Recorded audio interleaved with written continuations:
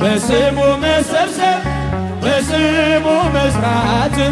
ስለ ስሙ መኖር በስሙ መሞት አይደል ምን ባያስደስተው ይህ ነው ክርስትና ይሄ ነው ሕይወት ይህ ነው ክርስትና ይሄ ነው ቤተ ክርስቲያንን አንተውም ከቶ የሰጠንን አምላክ በደሙ መስርቶ የሰጠንን ጌታ በመስቀሉ ሞት እጃችሁን ለትውልድ ለትውልድ የምናስረክበው ለልጅ ልጅ አውርሰን ደስ የምንሰኘው አይደል ብርና ወርቅ አይደል ሌላ ሀብት